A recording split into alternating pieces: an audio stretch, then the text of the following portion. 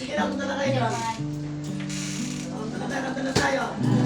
Okay, magandang gabi sa ating lahat. Welcome po kay Gawan. Okay, at tayo po ay dala ko na po sa ating gawain para po sa pagpupuri po natin sa Panginoon sa gabi na ito. Welcome po natin lahat, mga kagawad po natin, maging mga nanonood po sa YouTube channel po natin. Wini-welcome po natin po sila sa gabi ito. Okay, tayo po yung mawit. Awitin po natin ang aming Diyos, kami lumalapit sa iyo. O aming Diyos, sa iyo'y lumalapit. Kami sumasamba sa liwanag iyong kabanalan. Ialay sa iyo buong karangalan. Ang lahat ng kapurihan sa'yo'y nakalaan. Minsan pa, o aming Diyos, sa'yo'y lumalapit. Kami sumasamba sa liwanag iyong kabanalan. Ialay sa iyo buong karangalan. Ang lahat ng kapurihan sa'yo'y nakalaan. Pupurihin ka, Panginoon, kapangyarihan mo'y panghabang panahon. Ang iyong mga gawa ay aming isa-sa-isa. Ang dakilang ngalan mo, Jesus, itataas sa aming buhay. Pupurihin ka, Panginoon, kapangyarihan mo'y panghabang panahon. Ang iyong mga gawa ay aming isa-sa-isa. Ang dakilang ngalan mo, Jesus, itataas sa aming buhay. Ang dakilang ngalan mo, Jesus, itataas sa aming buhay. Ano ko po ang ating chairman sa pagmulang panalangin? Dakilang Ama, makapagbigyan sa mga Panginoon. Salamat po sa oras na ito, sa buong mag-apon. Yes, Lord. Ginabayan niyo po ang bawat isa sa amin, Lord. Lord, iningatan mo po ang bawat isa sa amin, sa bawat pamilya namin. Nandun yun yung mapagpalang kamay, Panginoon. Lord, mingi po kami sa iyo ng kapatawaran sa gabi ito, Lord. Alam po namin, Panginoon, ikaw ang Diyos na kasama namin. Sa lahat ng lakbayan namin sa mundo ito, sa lahat ng aming inaarap, Lord, ikaw ang kasama namin, Panginoon. Hindi mangyari ito, hindi yung kalooban ito, Panginoon. Lord, pinadalangin ko sa oras na ito, ang aming pag-uumpisa ng gawain ito, Lord. Bigyan mo kami ng karunungan Yes. at maunawaan namin, Panginoon, ang iyong salita, Lord. Kaya apply namin, makita sa buhay namin, at ikaw ang aming sanga, Panginoon. Tunay na kami nakasanga sa iyo, Panginoon. Kung wala kami sa iyo, wala kami magagawa. Yes, Lord. Kaya, O Diyos, Hallelujah. nagpapasalamat po ka kanina. Alam namin, O Diyos, na wala kami magagawa, Lord, kung wala ka sa buhay namin, Panginoon. Salamat po sa oras na ito, Panginoon. Alam namin, O Diyos, lahat ng bagay sa buong mag-apo na to, sa nagbigay ng tulong, sa lahat ng lumalapit sa amin, Lord, sasamaan mo po Siya sila. nga, Lord. Lord, ikaw ang aming Diyos na kasama sa lahat ng lakbayin sa mundo. Thank you, Jesus. Thank you, Lord. Yes, Lord. Tuloy po natin purihin ang Diyos sa gabi ito. Let us continue to worship the Lord. Yes, glory Jesus. Hallelujah, Lord. Purihin ka, Panginoon, sa gabi ito, God. Hallelujah.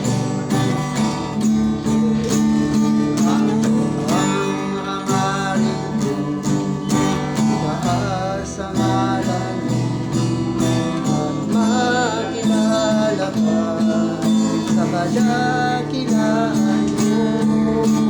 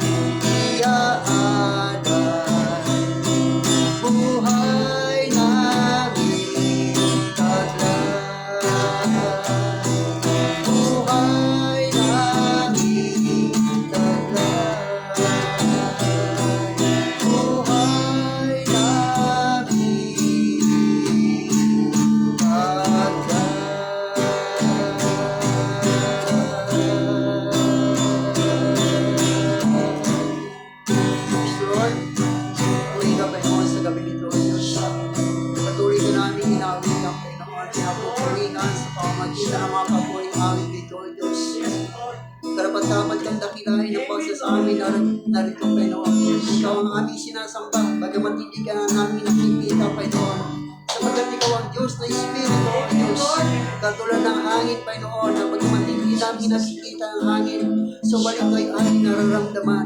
Ganun ang aming pananalig at panampalataya sa iyo, Panginoon.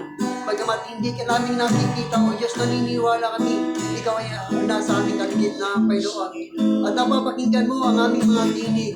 Ang aming mga papuling awit nito, O Diyos, ay para lamang sa iyo, Panginoon.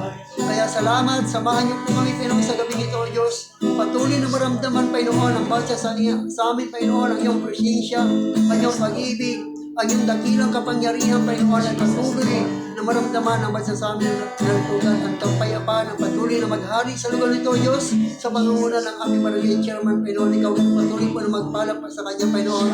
Magmula sa kanya, Panginoon, hanggang sa kanya mga kagawad, Panginoon, hanggang sa kanya mga barangay tanod, Panginoon, at lahat na kanya nasasakupan, Panginoon, mula sa Habilan, Aroma, Housing, Panginoon, Brother, O Diyos, nalahin ko, Panginoon, na patuloy ka na maghari, O Diyos. Hallelujah, Panginoon, sa barangay nito, O Diyos, sa pangunguna ng aming barangay chairman, Panginoon. Salamat sa buhay niyo, O Diyos, sapagkat ginagamit mo siya na maging ilaw at asin at maging daluyan ng iyong mga pagpapala, Panginoon. At ang kapayapaan ng patuloy na maghahari sa lugar nito, O Diyos, hanggang sa kanyang mga nasasakupan, Panginoon. Kaya purihin ka, samahan niyo po kami sa gawin ito, O Diyos, sa pangalan ng Ama, ng Anak, at ng Banal na Espiritu Santo, sa pangalan ni Jesus, sa lahat na natin magsabi na, Amen. Okay, magandang gabi sa ating lahat. No? At salamat. Tunay nga na napakasarap po talaga magpuri sa Lord. Amen, amen. No? Lahat ng bagay, binigyan tayo ng Panginoon na 6 na araw para sa ating ikabubuhay. No? At alam natin na kasama natin ang Diyos. Siya ang gumagabay sa atin. Kaya dapat natin siyang papurihan at pasalamatan. No? So ngayon, ay bago tayo darako ng salita ng Diyos, pasalamat muna tayo sa Panginoon. Una, ako'y nagpapasalamat ko kay Lord. Dahil may gawain po tayo doon sa Building 30 na binigay sa ating chairman. Ako lang po mag-isang gumagawa doon, chairman. No, ako nagpapalit sintada ron. At ngayon nabubuo na. At yun, ay unti-unti na natin. Siguro bukas ay mapapatambakan na natin yung para ma-floringan muna, chairman. Mag-floringan na natin yun. Salamat talaga. Ang Diyos talaga ang kumikilos. Ako'y naniniwala na malaking bagay ang lugar na yun para pagpalain ng tayo ng lugar na yun.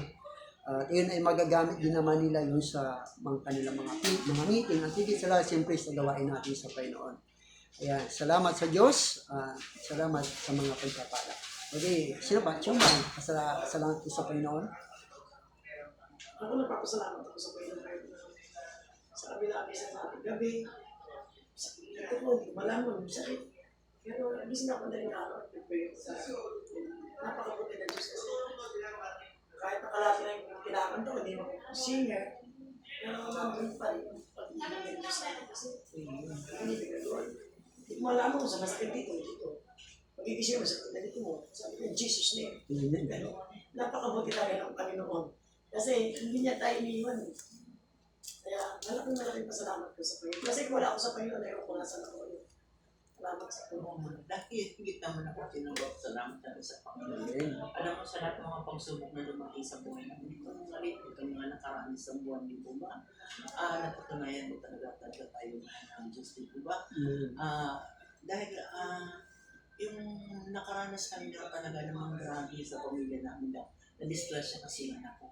Alam mo, ang sumagi lang talaga sa aking isip na yung ating Panginoon. Talaga, nasa bingit ng kamatayan yung anak ko. Ibinigay ko muli sa Panginoon. Panginoon, ipinaubay anak ko sa inyong aksyon sa anak niyo na si Julie. Yung anak ko po na-distress siya. Pero alam niyo, sa loob po ng 20 days na yan, patuloy ako na hiningi ko sa Panginoon pagalingan ng anak ko. Umakit ako doon sa pangalawang sa second floor ng bahay namin. Ako lang mag-isa at doon po ako humingi ng tulong sa kanya. Wala akong doon tao, ako lang po. Doon ako umiiyak, doon ako naguliw. Pero hindi po ako piningo ng Panginoon. Awa po ng Panginoon. Ang anak ko ngayon ay nabalik na po sa dati po niyang sa kanya po dating kalakasan. So yung dati, nabalik na po sa tulong ang kawa ng ating Panginoon. Kasi binalik niya muli ang aking anak sa piling namin. Talagang iniiyak ko po yun sa Panginoon. Hinihiyaw ko po sa Kanya. Hinihingi ko talaga sa Kanya na pagalingin niya ang anak ko. So ngayon, nagpapasalamat ako sa aking Panginoon. Tinugon niya lahat. Hindi lang po ako nagdasal. Lahat ang mga kaibigan ko, mga kamag-anak namin talagang isinama talaga sa nasalipan ako. Yan, pinakinggan po lahat. Amen. Maraming po sa mga sakit Panginoon. Siyempre po yun po sa mga tumulong po sa amin. Malaki din po pasalamat. Yan lang po. Amen. No? Purihin ng Diyos kay nanay. Ako'y nagpapasalamat sa Panginoon sa ating Panginoon. Tunay naman po na libong pasasalamat ay hindi sapat sa mga biyayang pinagkaloob sa amin, sa atin lahat.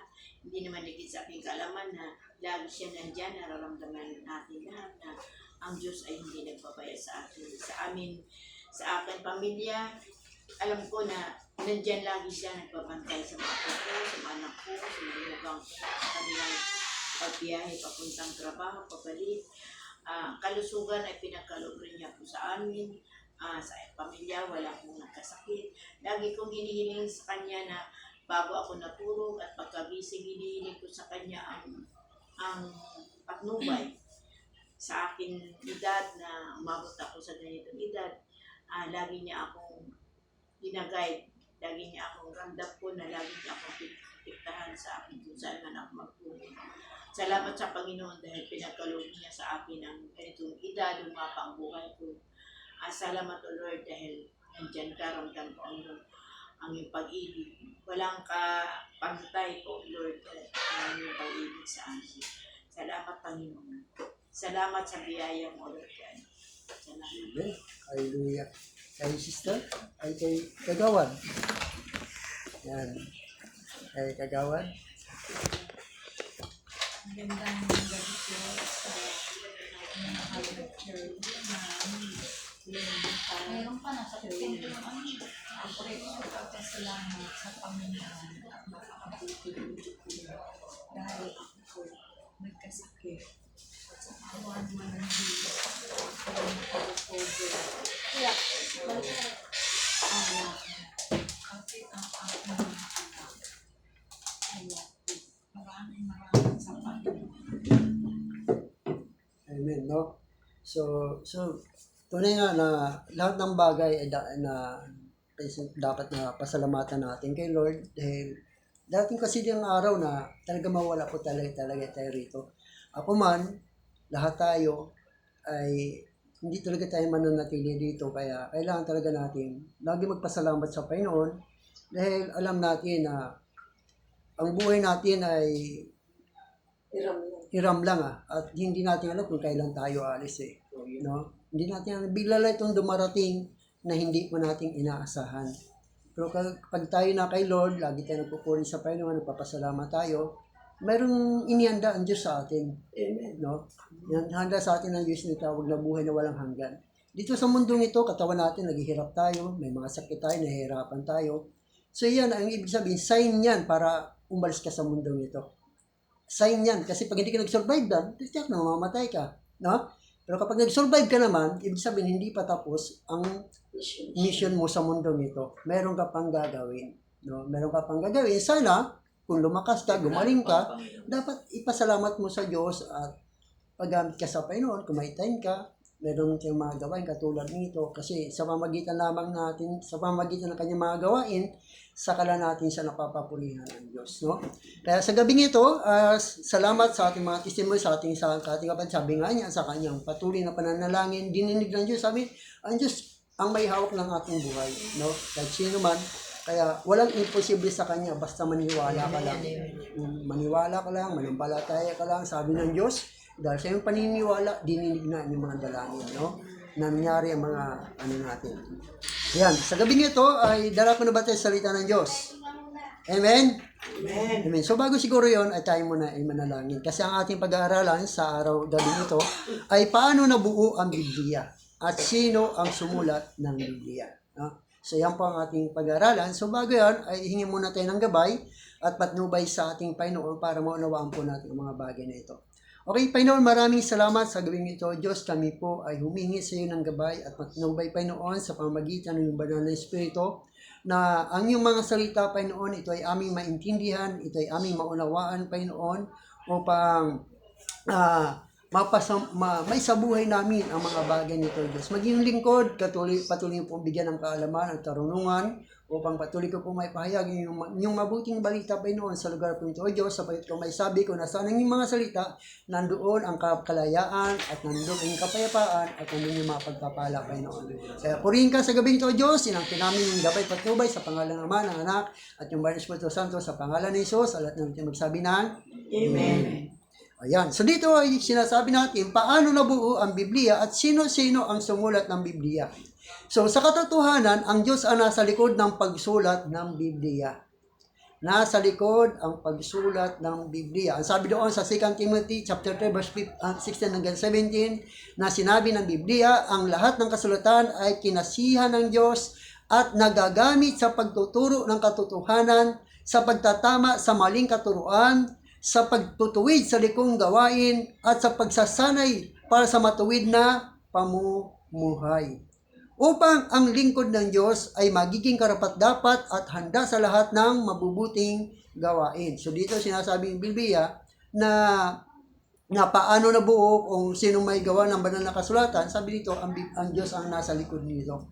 Siya yung nag-guide, no? Gumagabay na sinasabi doon sa 2 Peter chapter 1 verse 20 hanggang 21, higit sa lahat, unawain ninyo, walang makapagpapaliwanag ng alinmang propesiya sa kasulatan, sa sariling kakayahan, sapagkat ang pahayag ng mga propeta ay hindi nagmula sa kalooban lamang ng tao. Ito'y galing sa Diyos. At ipinahayag ng mga taong nasa ilalim ng kapangyarihan ng Espiritu Santo. So doon ay sinasabi ng banal na kasulatan na ang Biblia ay pinangasiwaan ng Diyos ang mga sumulat ng Biblia upang habang ginagamit nila ang kanilang sariling estilo ng pagsulat at sariling mga personalidad na kanilang maitala ng eksakto ang lahat ng gustong ipasulat sa kanila ng Diyos na kung saan sila ay kinasihan ng ating Panginoon. Kaya makikita natin na ang Biblia ay walang pagkakamalian. Kumpleto po yan, buong-buo po yan. Kumbaga ang Biblia ay naisulat po yan sa loob ng 1,500, nabuo po yan sa loob ng 1,500 years. No, 1,500 years bago nabuo ang Biblia mula Genesis to Revelation. Pero ang sumulat ng Biblia, ito ay 40 katao lamang, no? 40 katao ang sumulat ng banal na kasulatan na sa iba't ibang karanasan sa kasanayan o sa loob ng 1,000 taon, 500 taon ay si Isaias na isa rin sa mga sumulat, si Isra na isang saserdote, si Matthew ay isang maniningil ng buwis, si Juan ay isang mangingisda, si Pablo ay isang manggagawa ng tolda, si Moises ay isang pastor at si Lucas naman ay isang manggagamot. No? At dito ay makikita natin na ang Biblia ay binubuo ito ng humigit 40 katao. No? Binubuo ito. Na ang unang ginamit ng Diyos na para maisulat ang Biblia ay si Moises. Si Moises ay nakapagsulat siya ng limang books sa Bible na tinatawag na Genesis, Exodus, Leviticus, mga bilang, Deuteronomy. No, isinulat yan ni Moises, siya ang may sulat yan. Kaya makikita natin na si Moises bago po na isulat to ay kung ilang taon muna ang nagdaan. Pero bakit naisulat niya ang Genesis? At tingnan mo kung babasahin mo Genesis, mahiwaga at napakaganda hanggang sa Old Testament. No? At si Josue naman ay sumulat na kaya mayroon tayong aklat ng Josue ay isinulat ito pangalawa. Pangatlo, ang aklat ng mga hukom, Ruth at Samuel, ang nagsulat nito ay si Nathan, si Gab, no? Si Nathan, si Gab at si Jeremiah. No? At mayroon tayong First Kronika, sikang Kronika, ang nagsulat nito ay si Isra at si Nehemiah. Meron tayong Esther, no? Ang nagsulat ng Esther ay si Mordecai. Meron tayong Job. Ang nagsulat din ng Job ay si Job din. No? Meron tayong mayroon tayong mga awit, no? Ang sumulat nito ay si David. No? Ang sumulat ng mga awit, kaya may mababasa natin. Mayroon din tayong kawikaan, no? Kawikaan, mga mangangaral, ang sumulat niyan ay si Solomon. Kaya kung babasahin niyo ang mga kawikaan, ang mga mangangaral, ang tawag yan ay puro mga tula, no? Mga tula yan. Kung gusto mong matutong magtula, magbabasa ka doon sa kawikaan, kaya magbasa ka doon sa mga ngaral. So, si Solomon sa kanya nagsimula yung mga tula. Kaya siya ay nakapag-asawa ng higit 1,000 kababae yung kanya naging asawa. No? Si Makata. Dahil makata siya. No, dahil sa kanyang makatang pananalita, marami siyang naakit na mga babae. No, dahil sa mga tulang kanyang naisulat. No?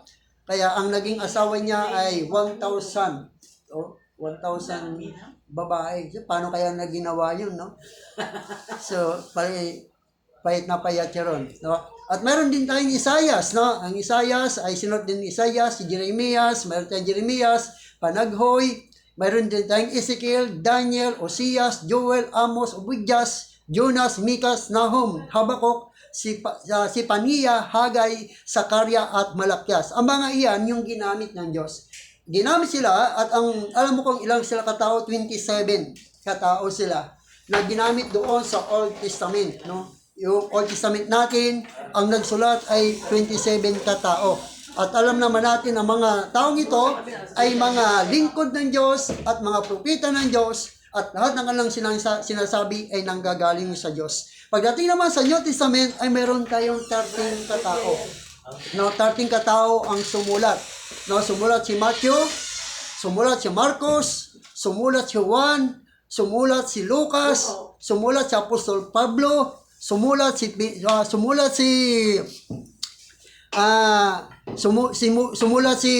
Santiago, si Pedro, si Juan, si Judas, si Apollo, no? So 13 katao ang sumulat sa New Testament.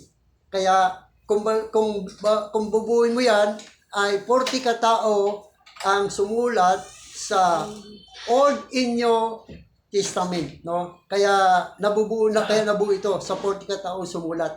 At ang New Testament, ang Old Testament, ito ay 39 books.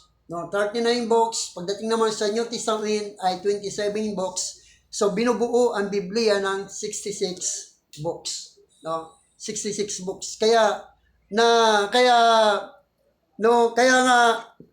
ang mga taong ito ay talagang lahat ng kanilang sinasabi ay lahat ito ay nanggagaling sa Diyos.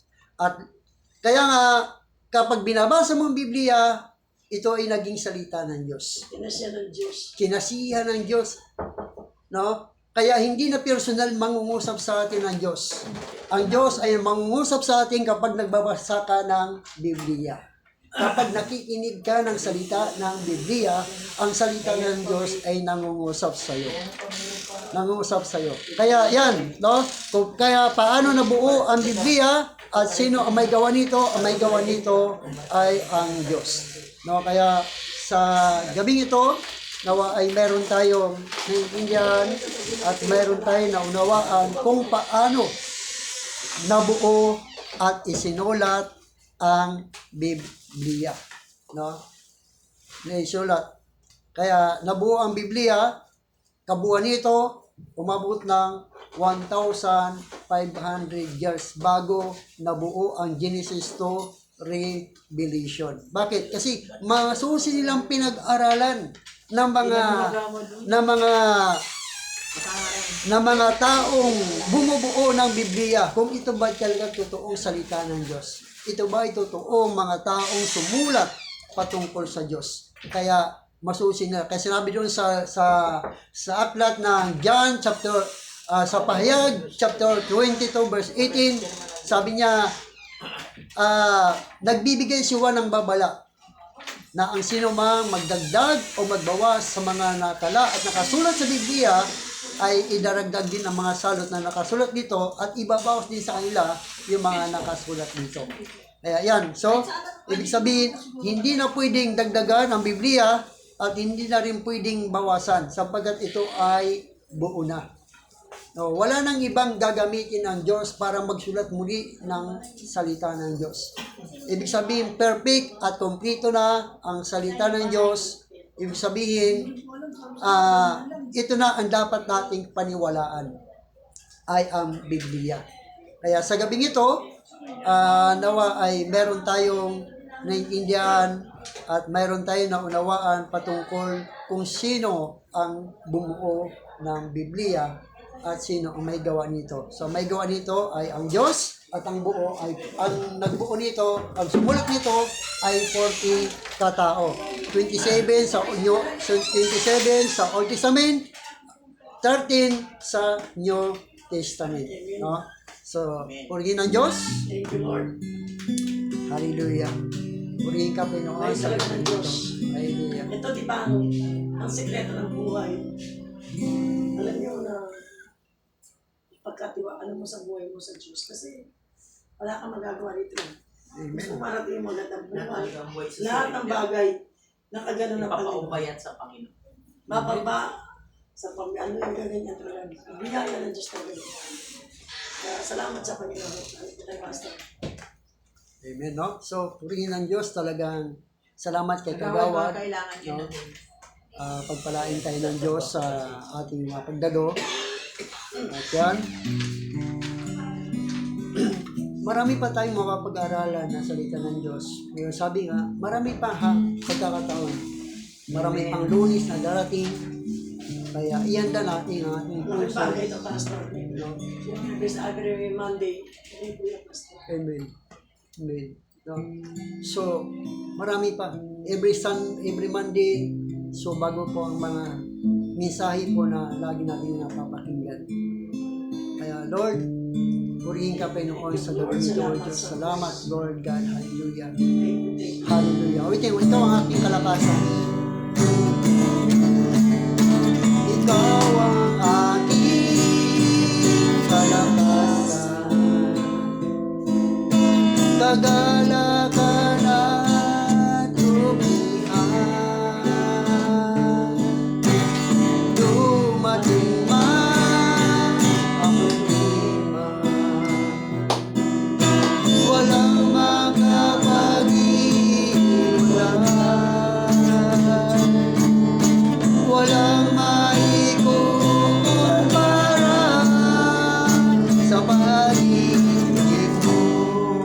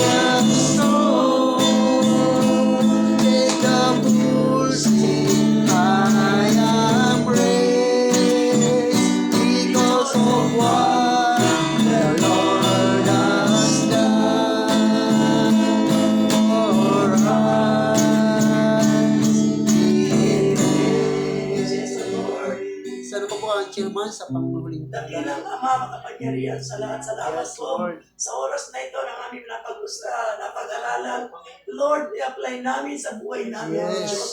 Salamat po, Panginoon, sa iyong mga salita na kami binigyan mo kami ng panibagong kaalaman, Lord, Yes, Lord. na kami nabuksan muli ang aming kaisipan. Nandun yung pag-ibig mo, Lord. Yes, Hindi Lord. mo kami aayaan, Lord. Ang bawat isa nandito, Lord. Ikaw ang aming sandigan, Lord. Yes, Lord. Ikaw ang aming kasama, Lord. Sa lahat ng aming bisita sa gabing ito, Lord. Yes. Na mapaglingkuran namin sila, Lord. Sana makilala kanila tunay na Yes, Lord. ikaw ang kanilang aasahan, hindi ang aming sarili, Lord. Nais po namin, tataas po namin sila sa iyo, Lord. Alam po namin, Panginoon, sa oras na ito, salamat po, Panginoon. Salamat, wala na kami mayambing kundi, Panginoon. Magpapasalamat po kami, Panginoon. Lord, salamat din po sa Roma, Yes. helping and GK, Yes. ang proper, Hallelujah. kalapit na barangay, Lord. Salamat po, Panginoon, sa buong magkapon, sa ganun din po. Sa gabing ito, sana po walang mangyari sa kuna. Yes. Walang mangyari Yes, sa Lord. Jesus, Hallelujah. In Lord. Jesus' name. Nais po, Panginoon, na Yes, bilang ng layo mo aming po, anak, Panginoon. Lord, ang inyong biyaya mo na nagpo-flow sa aming barangay, Panginoon. Salamat sa mga taong tumulong sa aming Panginoon. Yes, Lord. Lord, hindi namin kayang isipin. Kung kami lamang, Panginoon, wala kami magagawa. Pero, Panginoon, sa iyo kami nagtitiwala, O Diyos. Yes. Salamat po sa mga tao na ginamit mo, Lord, sa aming lugar, Panginoon. Nakaramdam ng pagmamahal ang mga tao rito, Lord. Salamat Yes. po, Panginoon. Thank you. Thank you, Jesus, Lord. Salamat. Ganon din po aming kapatid na sa Kagawad Mabel. Ang kanyang anak sa oras Yes, na ito. Lord. Ang Hallelujah. kagalingan na Salamat sa nagmumula kagalingan, sa iyo, complete healing, Panginoon. Lord, Yes, thank you, Lord. Jesus, Lord. Yes, Salamat ibinalik po, mo ang Panginoon. kanyang lakas, Panginoon. Sa kagalingan, ipinagkaloob mo Yes, po sa Lord. kanya. Thank you. Si Kagawad Kondi rin po, Yes, Panginoon. Lord. Hallelujah. Nung Salamat ano sa po aming buhay, Lord pinagdadaanan, Lord, kaya mo alisin to sa katawan namin. In the name Yes. of Jesus, Lord. Hallelujah. Ang kagalingan na inibigay mo sa amin, Yes, Panginoon. Lord. Thank you, Jesus, Lord. Nais po namin, Panginoon, itataas namin sa iyo, Lord. Ang lahat ng bagay ng aming mga dalahin, Lord, kaya mo alisin sa aming katawan ko, Panginoon. Thank you, Jesus. Thank you, Lord. Thank you. Amen. Amen. Salamat. Bless. Yeah. Thank you, Pastor. Thank you pa, Pastor. Pagkagan si Pastor eh. Kagawad dito sa iyo. Ano? Kagawad oh.